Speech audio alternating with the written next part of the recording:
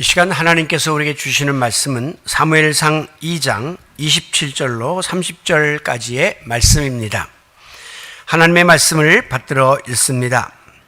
하나님의 사람이 엘리에게 와서 그에게 이르되 여호와의 말씀에 너희 조상의 집이 애굽에서 바로의 집에 속하였을 때에 내가 그들에게 나타나지 아니하였느냐.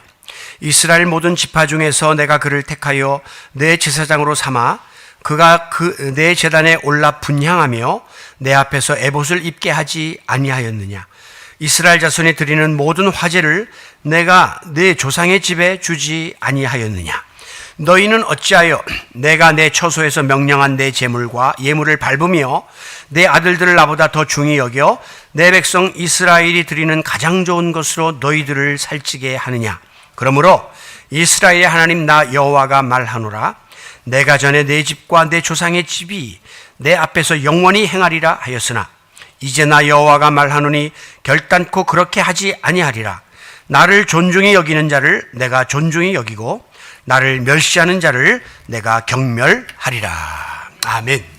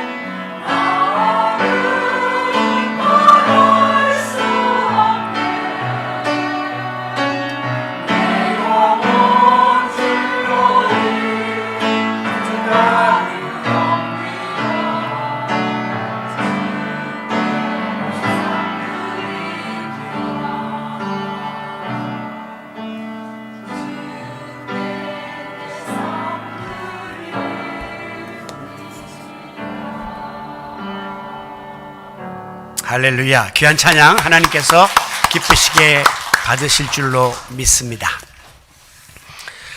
우리는 지난 한 달 동안에 하나님을 괴롭게 하는 사람과 하나님을 기쁘게 하는 사람의 자세에 대해서, 그리고 하나님께서 이 시대에 필요로 하셔서 사용하기를 원하시는 사람의 조건에 대해서 살펴왔습니다.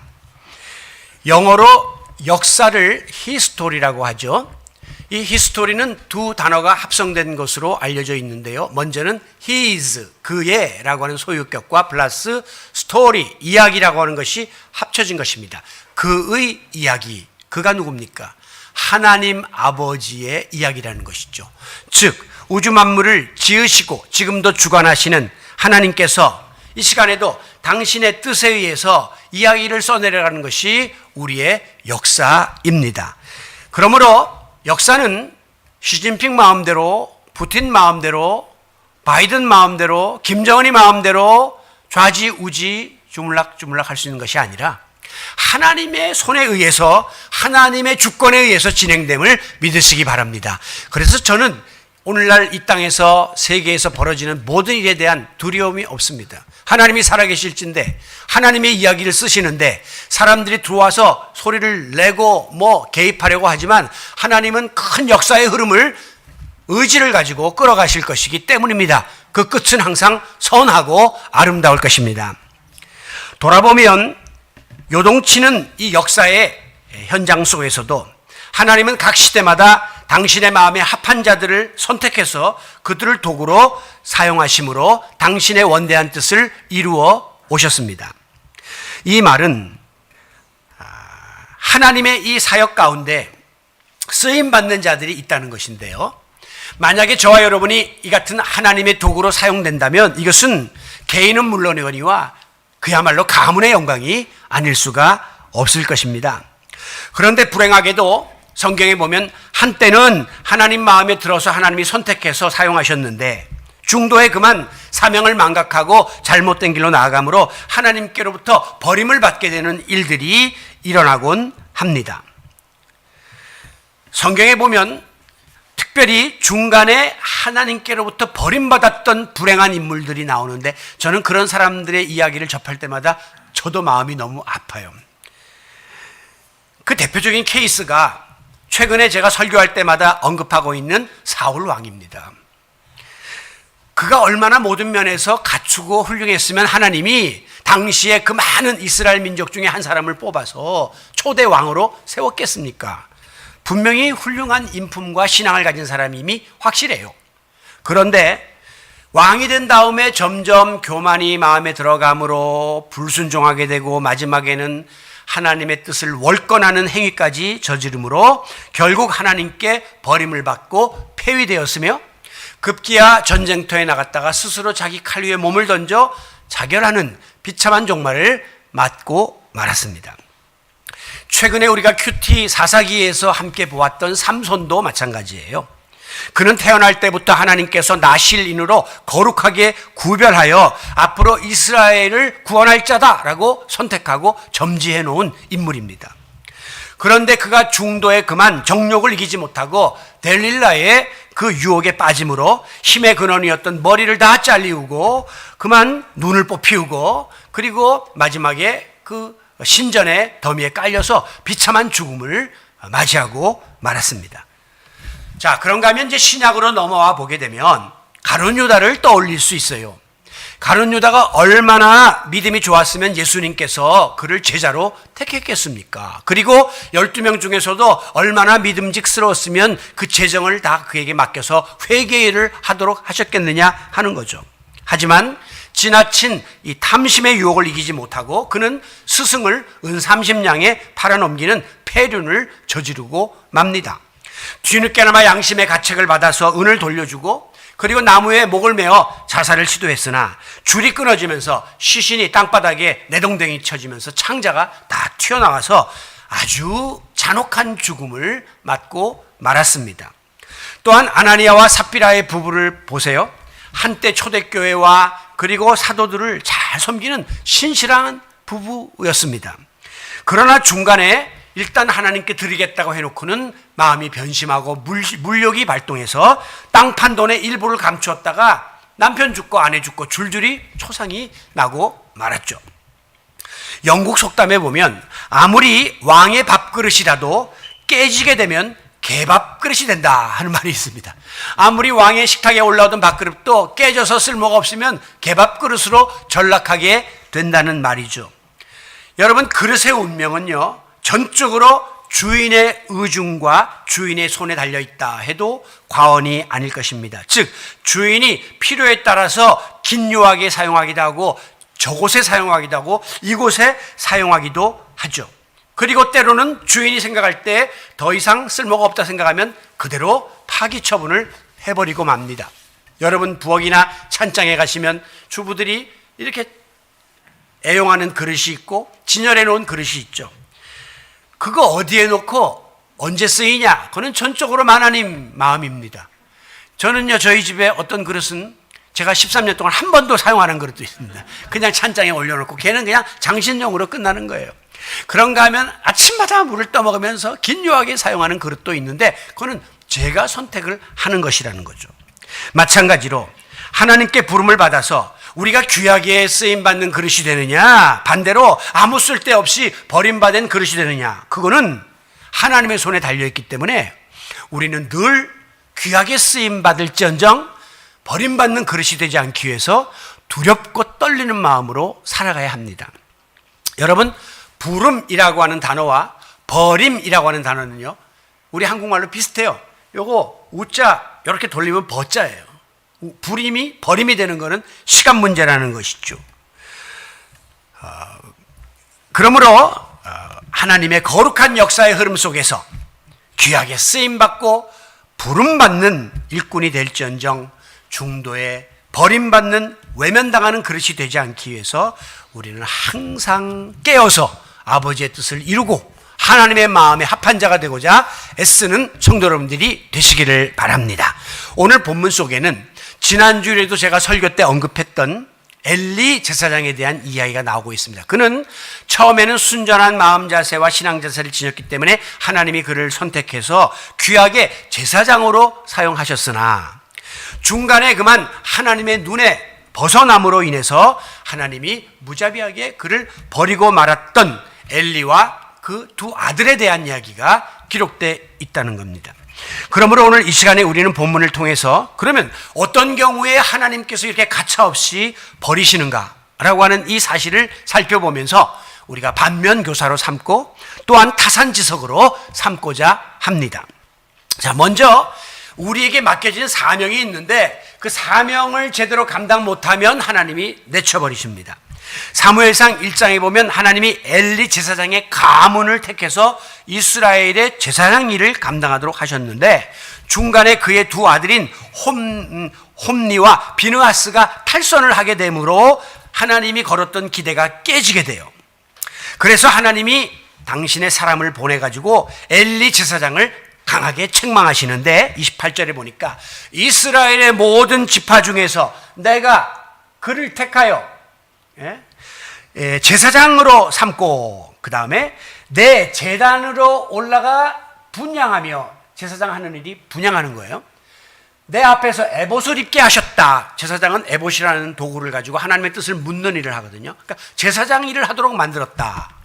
또한 이스라엘 자손에 드리는 모든 화제를 내가 내 조상의 집에 주셨다. 그 말은 당시 제사장은 제사장만이 아니라 그 가문이 이 일을 감당하는데 아론 자손의 지파들이 너희들이 그 제사 드리는 일을 하도록 내가 제사장 직분을 맡겼다라고 하시는 겁니다. 그런데 그들은 자기들에게 맡겨진 이 제사장으로서의 사명, 제사장 집안의 그 가문의 그 사명을 감당하기보다는 자기들의 사사로운 사익을 추구하는 데에 급급하다가 하나님께 진노를 받게 되었고 마침내 제사장 직분을 박탈당하는 그런 신세로 전락하게 되고 말았습니다. 그러자 하나님께서는 오늘 본문 30절에 요새 제가 매번 설교 때마다 인용하는 이 말씀이 바로 여기 나와요. 나 여호와가 말하노라 나를 존중히 여기는 자를 내가 존중히 여기고 나를 멸시하는 자를 내가 경멸하리라. 바로 엘리한테 한 이야기예요. 너희가 나를 우습게 알고 제사를 없인 여긴다면 나도 너희를 경멸하고 내팽개치겠다라고 하나님께서 말씀하신 것이죠. 결국 하나님께서는 타락하고 무능에 빠진 이 엘리와 그의 자녀들을 그들이 소홀히 여겼던 제사장 직분을 다시금 거두어오고 말고 그들은 제사장 직분을 박탈당하게 되었습니다. 그렇습니다. 분명히 하나님께서는 엘리와 그의 가문을 택하셨습니다. 그리고 그들에게 영광스러운 제사장의 직분을 맡겼습니다. 그리고 제사장은 하나님의 대리인의 역할을 하도록 놀라운 축복을 주셨습니다. 그럼에도 불구하고 그들이 사명을 저버리고 경거망동하게 되자 하나님은 가차없이 주셨던 제사장권을 뺏고 그들을 버리셨습니다. 즉 직무유기를 한 죄, 사명을 파기한 죄를 하나님이 죗값을 물으신 것이죠. 우리나라 정치, 세계 정치에도 민주주의는 탄핵이라고 하는 제도가 있습니다. 즉 정부의 고위 공무원, 대통령을 포함해서 그들이 직무를 유기하거나 위법 행위를 하게 되면 국민의 이름으로 그들에게 부여했던 모든 권한을 다시 박탈합니다. 이게 탄핵입니다. 요즘은 이와 비슷한 재신임 제도가 교회 안에 자리 잡는 경우들이 있습니다. 목사로, 장로로 임직을 줬는데 소홀히 여기는 거예요. 교회에서 섬기는 일도 안 하고 그냥 직분 가질 때나 안 가질 때나 별반이 없으면 7년 후에 전 교인들이 다시금 재신임 투표를 해서 사명을 감당 못한 분은 목사든 장로든 탈락시키는 거예요. 그리고 또 7년 후 또 재신임 투표. 그러니까 특히 장로님들이 막 기를 수가, 무슨, 거기서 만약에 떨어지면 얼마나 가문의 망신입니까? 그리고 그 교회 나오겠습니까? 그러니까 그냥 막 열심히 해요. 목사들도 마찬가지로 7년의 재신임에서 안 되면 어디 나가야 되는데 60 넘어서 어딜 갑니까? 그러니까 막 죽기 살기로 그냥 하는 거예요. 물론 그런 게 아쉬워서 그렇다기보다는 맡겨진 직책을 제대로 감당 못하면 직책을 부여할 때도 있지만 부를 때도 있지만 버릴 때도 있다는 겁니다. 내칠 때도 있다고 하는 사실을 경고하는 제도입니다. 마찬가지로 오늘 우리가 하나님께로부터 귀한 사명을 받았다면 그야말로 감격하는 마음으로 이 사명을 감당해야 합니다. 처음에 눈물을 흘리면서 이 일을 감당했던 초심을 잃어버려서는 안 됩니다. 기왕에 시작한 거 끝까지 충성을 해야지. 별로 대수롭지 않게 여기거나 소홀히 하다가는 홀연히 그 맡기신 사명을 하나님이 걷어가신과 동시에 그 사명으로 인하여 약속했던 축복도 다 걷어가시는 날이 온다는 사실을 명심하시기 바랍니다. 실제로 우리 주위에 보면 하나님이 한때 부르셔서 귀하게 쓰임받았던 주의 종들 가운데 한순간에 함정에 빠져서 참 헤어나지 못하고 몰락하는 이런 안타까운 일들을 볼 때가 있습니다. 이런 경우도 마찬가지예요. 분명히 그분이 하나님 보기에 남다른 열심이 있든지 믿음이 있든지 하나님 마음에 들었기 때문에 하나님이 택해서 사용한 것이에요. 그런데 문제는 시간이 지나가면서 보니까 그 순수한 마음이 없어지고 열심도 없어지고 결단도 다 변질되어서 마지막에 하나님의 뜻을 거스리는 일을 하고 있다면 하나님은 그를 더 이상 당신의 도구로 사용할 이유가 없기 때문에 그들의 사역을 거두는 것이죠. 엘리와 두 아들도 마찬가지입니다. 처음에 하나님이 제사장 집안으로 불렀을 때는 얼마나 감격했습니까? 그 제사드리러 분향하러 올라갈 때마다 두렵고 떨리는 마음으로 했을 거 아닙니까? 목사가 처음 임직받았을 때는요, 정말 저는 코피를 쏟으면서 임직을 받았습니다. 강단에 서면요, 너무 마음이 두려워가지고 불불불 떨었습니다. 이게 30년 지나니까요, 능숙하게 와서 울렸다 웃겼다 목사들 와서 쇼맨십을 가지고 하는 사람도 많고, 사실 강단에서 그렇게 하는 게 바람직한 게 아니거든요. 사람들 또 쌍말을 막 하고, 그거 두렵고 떨리는 마음으로 선 목회자의 모습이 아닙니다. 강단에 올라올 때마다 떨려야 돼요. 강단에 올라올 때마다 그 초심을 잃어버려서는 안 된다고 하는 거예요. 그런데 불행하게도 인간들은 시간이 흐르면서 엘리 제사장도 마찬가지고 그 제사장으로서의 그 초심을 잃게 된 겁니다. 그래서 항상 하나님께 예배하는 일에 쓰임받던 하나님 중심의 삶이 인간 중심으로, 자기 중심으로, 제사장 직분에 대해서 더 관심을 두는 이런 스타일로 변질되었다가 그만 하나님께서 버린 거예요. 사명의 변질, 초심의 상실, 이것이 그들이 하나님께 버림받은 이유입니다. 오늘 우리가 주회를 하면서 하나님 우리 속을 들여다보고 계시는데, 내가 겉으로 아무리 다른 사람에게 좋은 평가를 듣는 일, 그렇게 중요한 게 아닙니다. 내가 진심으로 정말 이 주회를 통해서 하나님을 영화롭게 하겠다는 이 초심이 변질돼서는 안 됩니다. 어떤 분들, 큰 교회 특히 계시는 분들은요, 교회에서 직분에 올라가면 거기에 정치인도 있고 경제인도 있고 자기 위상도 올라가니까 그걸 목표로 막 하는 분들도 있어요. 하나님의 일을 자기의 속셈을 채우려고 해서도 안 된다는 거죠.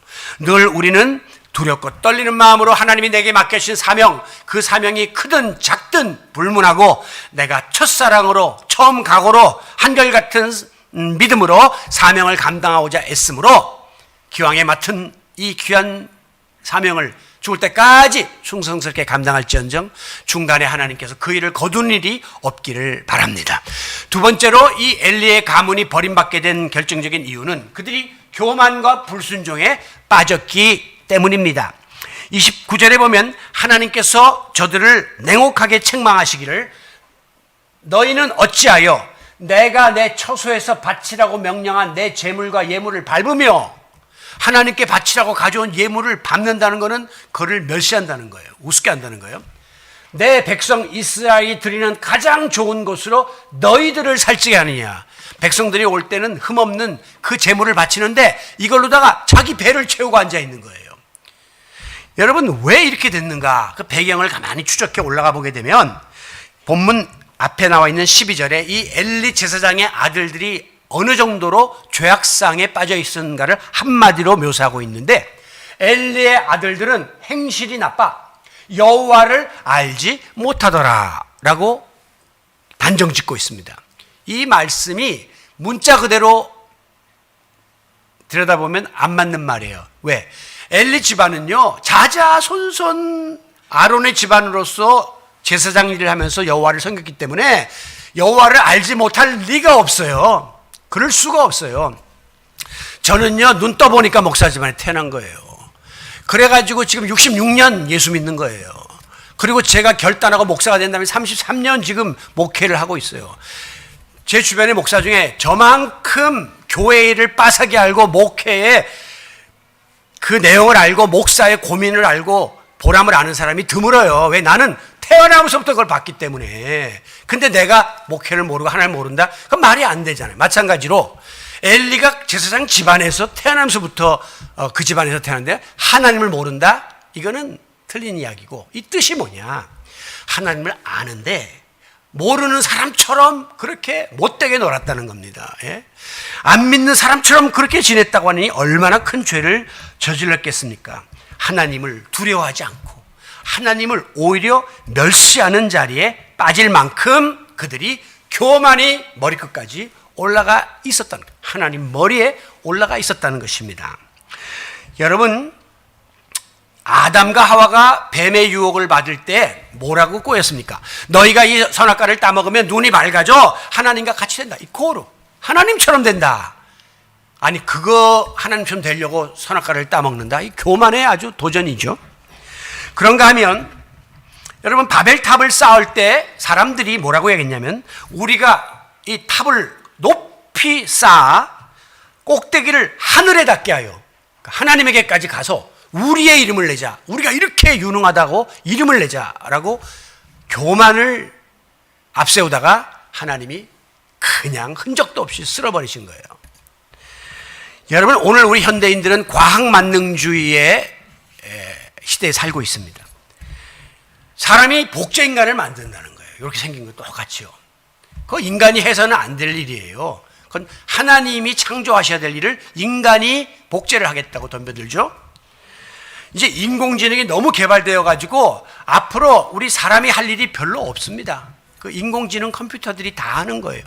얼마 전에 보니까 이현세라고 하는 만화가가 그동안 그렸던 모든 만화의 자료들을 인공지능에 입력시켰더니 이제는 주제를 주면 이현세의 똑같은 필체로 그림 화법으로 만화를 그려내더라는 겁니다. 베토벤의 음악을 다 입력시키면요, 베토벤이 지으지 않았지만 베토벤 풍의 음악을 기계들이 다 만들어내기 때문에 음악가들이 밥줄이 끊겼대요. 변호사, 중개인 다 필요 없어요. 얘들이 다 더 잘해요, 자료를 가지고. 그런데 끝까지 해결 못할 게 딱 하나 있다고 나와서 제가 관심을 갖고 보니까 그게 종교예요, 종교. 이 모든 것은 정신세계, 감정의 세계, 그리고 육체의 세계에 관한 거는 인공지능이 따라해요. 그런데 영혼에 관한 문제는 인공지능이 해결할 수가 없는 거예요. 그래서 목사는 인류 멸망의 날까지 남아있는 직업이다. 그래서 굉장히 안심을 했습니다. 예. 다른 거는 다 사라질 수가 있다는 거죠. 여러분, 이런 교만, 하나님을 향한 도전장을 내는 것은 교만인데 하나님이 한순간 쳐버리십니다. 더불어 하나님이 가장 미워하는 것이 있으니 그것이 바로 불순종입니다. 여러분, 당시의 이스라엘 백성은 율법이 정한 제사법이 있었어요. 우리나라에도 법도가 있잖아요, 제사법이. 그래서 그 법에 의하면 먼저 모든 제물 가운데에 하나님의 것이 있고 제사장은 그 일을 감당하고 직업이 없으니까 거기서 나오는 고기들의 일부를 먹을 수 있게끔 이렇게 해놨단 말이에요. 그럼에도 불구하고 이 엘리의 아들들이 어떤 짓을 했냐면 고기를 삶을 때 사환을 보내요. 그래갖고 깨달은 큰 갈고리를 가져와서 팍 쑤시는 거예요. 그러면 큰 덩어리가 꽂힐 거 아닙니까? 그럼 그걸 건져내요. 그 다음에 뭐라고 말하냐면, 이거는 우리 제사장님이 잡수실 거니까 말하지 마라. 그리고 가지고 가는 거예요. 그러면 부산물 찌꺼기만 하나님께 드리는 거죠. 그러니까 아주 하나님이 정해놓은 제사법을 어기고 지가 먼저 가서 제물에 손을 대는 이런 죄를, 불순종의 죄를 일삼았습니다. 자, 그런가 하면 구약의 규례에 의하면 제물을 먼저 기름을 태워가지고 하나님께 분향한 다음에 제사장이 또 그 부산물을 먹게끔 되어 있었는데, 또 어느 날은 가가지고 우리 제사장님이 이번에는 육회를 잡수고 싶단다, 날고기를 먹고 싶으니까 먼저 태우지 말고 그 파트 줘. 그리고 또 가져가는 거예요. 여러분, 이 같은 사실을 사무엘상 2장 17절에서는 이 소년들의 죄가 여호와 앞에 심히 크면 그들이 여호와의 제사를 멸시함이니라. 이 제사 법도가 있는데 법도를 멸시했다는 것은 곧 하나님을 우습게 여기는 죄를 그들이 저질렀는데, 한마디로 말하면 하나님이 정해놓으신 제사의 법을 지키지 않는 불순종의 죄를 저질렀음을 보여주는 것입니다. 여러분, 하나님이 우리에게 맡기신 책임이 있습니다. 책임을 회피하면 벌을 받습니다. 책임과 주어진 권한을 잘못 사용해도 벌을 받습니다. 신앙적으로 볼 때 왜 우리가 자꾸 책임을 회피하거나 또 책임을 잘못 사용하게 될까요? 그 틈을 놓치지 않고 파고드는 사탄 마귀의 역사입니다. 사탄의 특징은 교만이에요. 사탄이 왜 생겼습니까? 하나님보다 높아지려고 하다가 사탄이 타락한 거거든요. 불순종, 뭐든지 하나님이 원하는 일을 못하게 하는 게 이 사탄의 역사인데, 이 두 가지가 우리 마음에 들어오면 우리가 이렇게 파멸의 길에 접어들어서 하나님께 버림받을 수밖에 없다는 사실을 명심하시기 바랍니다.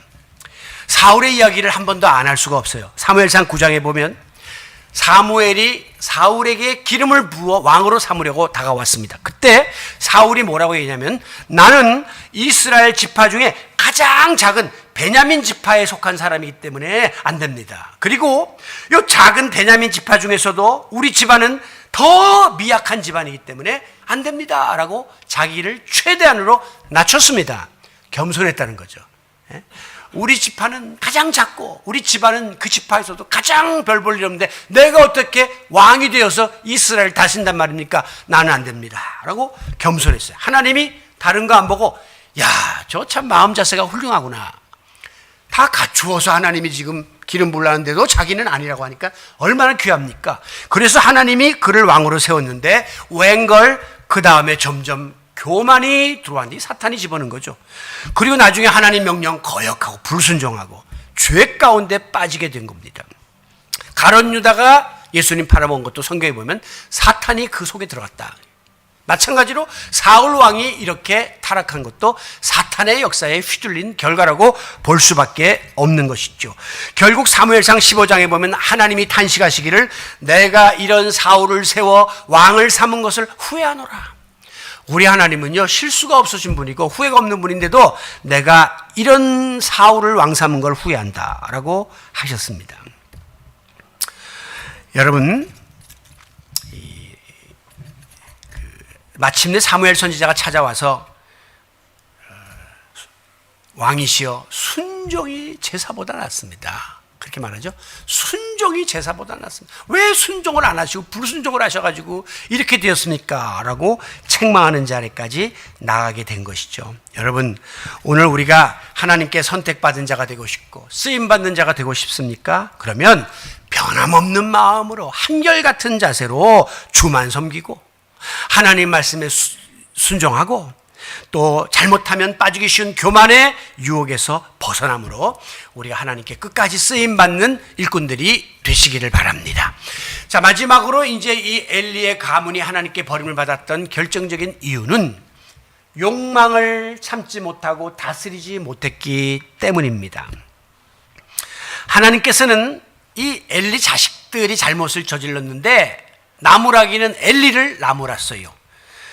29절에 보면 어찌하여 너는 나보다 내 자식들을 더 소중히 여기느냐라고 책망하셨습니다. 즉, 지금 자식들이 저렇게 탈선한 것은 자식들의 잘못도 있지만 그들을 바로 가르치고 지도하지 못한 아비 엘리 너의 책임이다 하는 것을 말씀한 거죠.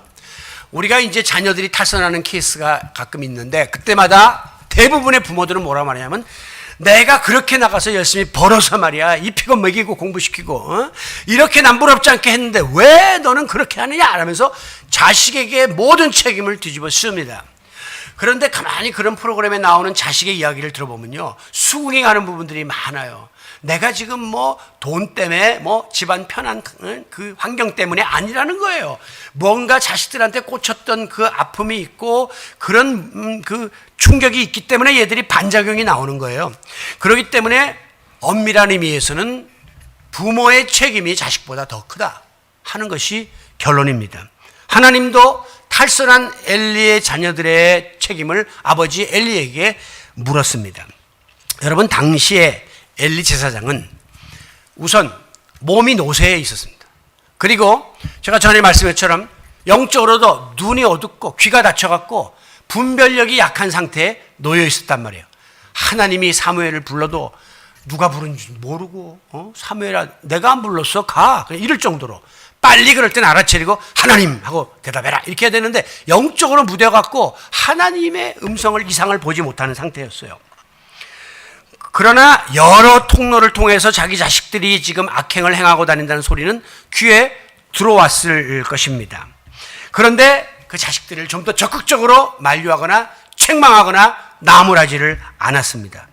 사실 당시에 이런 죄, 하나님 제사상에 올라가는 저런 고기들을 함부로 먹는다든가 그 뒤에 보면 그 성전에서 수종드는 여인들하고 막 간음하고 이러거든요, 자식들이.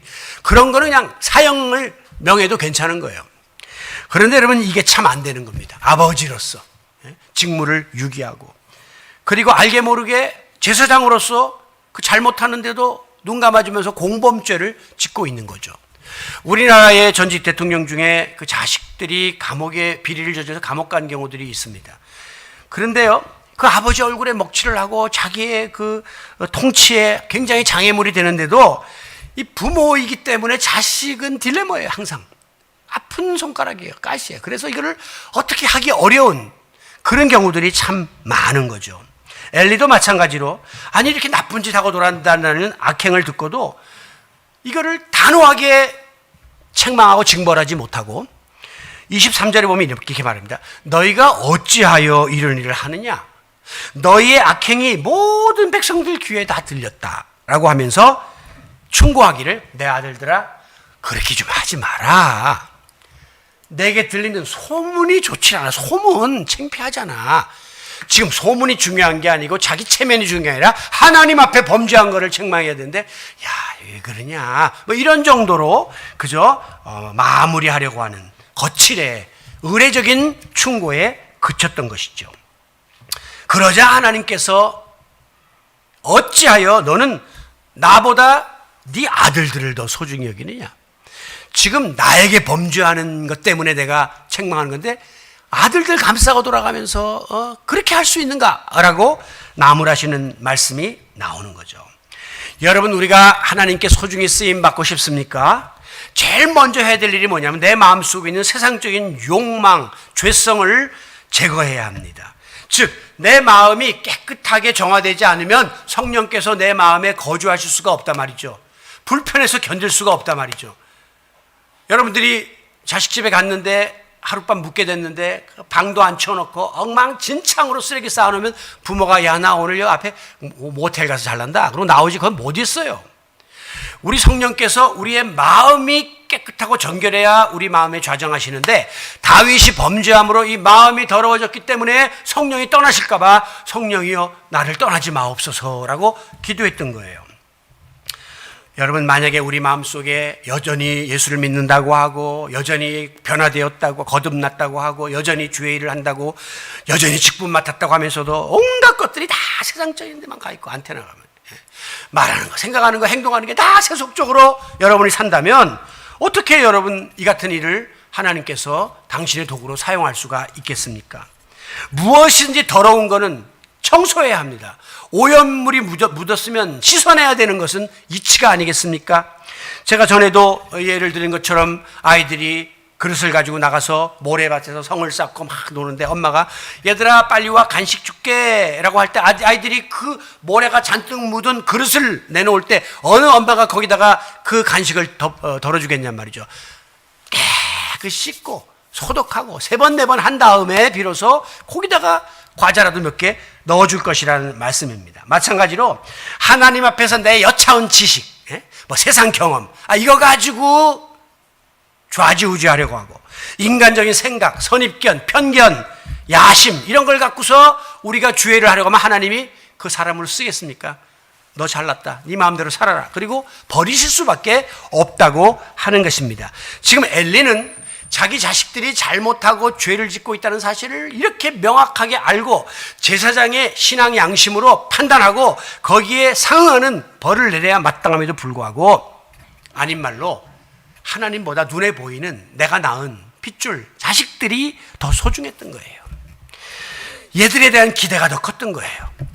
그렇기 때문에 그냥 웬만하면 잘못을 두둔하고 덮고 넘어가려고 소극적으로 대처하다가 하나님 마음에 눈에 벗어나는 그런 신세가 된 겁니다. 작은 거 챙기려다가 큰 거를 잃어버리는 화를 불러일으키게 된 것입니다. 여러분 누누이 말씀드리지만 엘리가 처음에 제사장이 됐을 때 얼마나 순전한 마음으로 제사 일을 감당했겠습니까? 두렵고 떨리는 마음으로 감격하여 그 일을 감당했겠죠. 그런데 세월이 흐르고 경험이 자꾸 축적되다 보니까 타성해졌기 시작하면서 제사장의 마음이 순전해지지를 못하고 거기에 오염되기 시작하는 겁니다. 그리고 하나님을 사랑하는 제사장이 되어야 할 텐데 자꾸 세상에 눈길이 가는 거죠. 급기야 물질, 권력, 심지어 자식에 대한 욕심까지 품게 되고 영적인 교만까지 생기면서 자기의 사명을, 직무를 유기했다가 하나님께로부터 버림받게 된 겁니다. 뭐 흔히 하는 말 중에 스님들이 연불보다 잿밥에 눈이 어둡다 하는 이야기가 있죠. 본분을 다하지 못하고 엉뚱한데 우리 목회자들도 목회 본분 초심을 잃어버리고 조금 잘못되면 밖에 나가서 교회 정치하고 그것 때문에 권력과 야합하고 물질에 눈이 어두워서 비굴해지고 그러면 안 된다는 거예요. 처음에 초심을 지키지 못하면 하나님께서 외면하신다고 하는 이 사실을 우리는 두렵게 받아들여야 하는 것입니다. 만약에 하나님을 향해서 품었던 그 깨끗했던 그 마음들, 교회를 섬길 때 처음 내가 헌신했던 그런 자세들, 이런 것들이 자꾸 순수한 의도에서 이탈하고 목적이 퇴색되고 심령이 부디어지고 양심에 화인 맞은 자처럼 이렇게 살다 보면 하나님을 통해서 자기 이득을 취하려는 자리에 빠집니다. 그리고 하나님을 통해서 세상 일에 어떤 목표를 이루려고 하는 잘못을 저지르게 되고 하나님은 모르시나요? 당연히 그런 사람들을 가차없이 저버리시는데 엘리가 바로 그런 자식들을 향한 지나친 욕심, 세상적인 욕망 때문에 결국은 자식들도 타락하고 마지막에 전쟁에서 죽고 엘리도 그 소식을 듣고 목이 부러져 죽는 비참한 가문이 되고 말았던 것입니다. 여러분, 하나님께로부터 부름을 받았다고 하는 이 선택받은 자는 놀라운 축복을 받은 자가 아니겠습니까? 그러나 반대로 하나님께로부터 버림을 받았다는 것은 이것은 있을 수 없는 저주입니다. 부름과 버림은 요거 하나 뒤집어 놓은 건데 결과는 축복과 저주로 하늘과 땅 차이로 갈라진다는 사실을 기억하시기 바랍니다. 지금 우리는 이 두 갈래길에 서 있는 존재들이에요. 우리 속에는 이 두 가지의 이중성이 함께 있단 말이에요. 내가 부름받은 자로 살 것이냐 버림받은 자가 될 것이냐 한순간에 끝나는 겁니다. 아무리 큰 재물을 갖고 있던 사람도 한순간에 알거지되는 거 봤고요. 아무리 높은 자리에 있던 권력자도 한순간에 감옥 가는 것을 봤습니다. 한순간에 끝나는 겁니다. 하나님께 부름받아 쓰임받을 것이냐 하나님께 버림받은 비참한 존재가 될 것이냐 그것은 오늘 우리의 손에 달려 있는 것입니다. 오늘 말씀을 마무리합니다. 오늘 본문에 나오는 이 비극적인 주인공 엘리의 가족은 자기들에게 주어진 영광스러운 그 제사장의 가문 그리고 거기에 따르는 축복과 특권을 사사롭게 누리려고 하다가 자기에게 주어진 책임과 의무를 저버림으로 부름이 버림으로 뒤바뀌는 비운의 주인공이 되고 말았습니다. 그들은 하나님의 뜻을 거역했고 맡겨진 직무를 유기했고 교만과 불순종과 탐욕으로 인해서 하나님을 욕되게 하고 제사를 멸시했다가 그 제사장에 주어졌던 그 영광, 그 축복, 그 존경, 그 명예를 한순간에 다 상실하고 비참한 가족과 가문으로 전락하고 말았던 것입니다.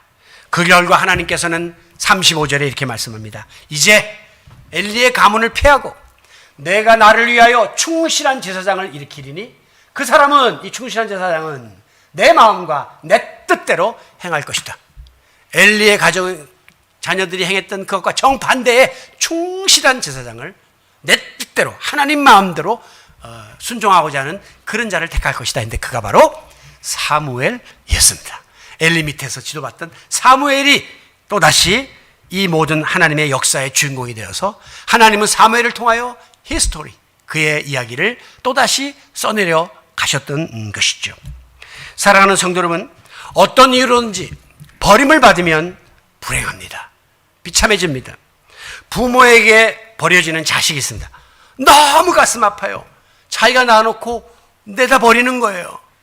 반대로 자식에게 버림받는 부모가 있습니다.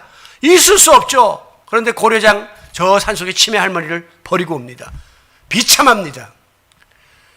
주인에게 버림받는 애완견이 있습니다. 주인이 나 못 기르겠다. 사료값 너무 많이 나간다. 가져가라. 그 개는 떠돌이 신세가 되어서 여기저기 입양할 사람을 찾는 불행한 존재로 전락하는 것입니다. 영적으로도 마찬가지입니다. 만약에 하나님이 맡기신 그 귀한 사명을 우리가 감당 못하고 소중한 특권과 그 축복을 빼앗긴다면 우리는 정말 후회 막급한 삶을 살게 될 것입니다. 하나님이 나에게 이렇게 기회를 주셨는데, 이런 축복을 주셨는데 내가 소홀히 하고 경거망동하다가 이걸 다 뺏긴다면, 아름다운 그 면류관을 뺏기고 구멍난 거지 번거지를 내가 쓰고 있다면 얼마나 하나님 보시기에 부끄럽고 안타깝겠습니까? 그러므로 우리 성도 여러분들은 항상 하나님 눈에 벗어나면 끝난다. 무슨 일이 있어도 난 하나님 마음에 합해야 된다. 이런 마음을 잃어버려서는 안 돼요. 회사에서도 저 사장 눈에 벗어나면 끝나요. 사장 마음에 안 들면 잘려요. 그래서라도 밥줄 유지하려고 우리가 몸부림치는데, 하물며 하나님 눈에 벗어나고 하나님이 버리면 나는 끝장이라고 하는 절박감을 가지고 여러분에게 부탁합니다. 예수님 잘 믿으세요. 쓸데없는데 괜히 교회에서도 관심 가지고 막 이러지 마. 예수 잘 믿으면 되는 거예요. 두 번째, 신앙 생활을 바로 하세요. 믿음만 갖고 있지 말고 생활 속에서 그리스도로 살아가라는 것입니다. 그리고 하나님이 내게 어떤 일을 맡기셨으면 그게 작든 크든 따지지 말고 그 주어진 그 사명에 충실하시기를 바랍니다. 하나님은 그런 자 절대 버리지 않습니다. 모자라죠, 부족하죠, 여러 가지 한계가 있죠. 그러면 힘 주셔서 감당하게 하실지언정 그를 절대 외면하지 않는다는 사실을 깨닫고 오늘도 충성스러운 신실한 주님의 자녀로서 하나님 앞에 우리의 삶을 결단하는 귀한 성도 여러분들이 되시기를 예수님의 이름으로 축원합니다. 존귀하신 아버지 하나님, 우리가 믿음 생활하고 신앙 생활한다고 하지만 때로는 뜬구림을 잡는 것처럼 또는 세상적인 그런 유혹에 빠져서 참 하나님이 원하는 일이 아닌 일들을 자행하면서 스스로 하나님의 뜻이라고 자위하면서 살 때가 얼마나 많은지 모릅니다. 아버지, 정말 하나님 마음에 만약에 들지 못하면 우리는 정말 큰일 난다는 사실을 깨닫고 오늘도 무슨 일이 있어도 내가 사람 마음에는 들지 못할지라도 하나님 마음에는 들겠다고 하는 각오로 우리의 신앙생활을 다잡아 나갈 수 있도록 역사하여 주시옵소서. 그리하여 훗날 주님 앞에 섰을 때 잘하였도다 착하고 충성된 종아, 내가 작은 일에 충성하였으니 내가 생명의 면류관을 너에게 주리라 라고 칭찬받는 우리 모든 공동체가 되게 하여 주시옵소서. 예수님의 이름으로 기도하옵나이다. 아멘. 영적 귀가 닫혔던 엘리처럼 되지 말고 하나님의 음성을 듣고 또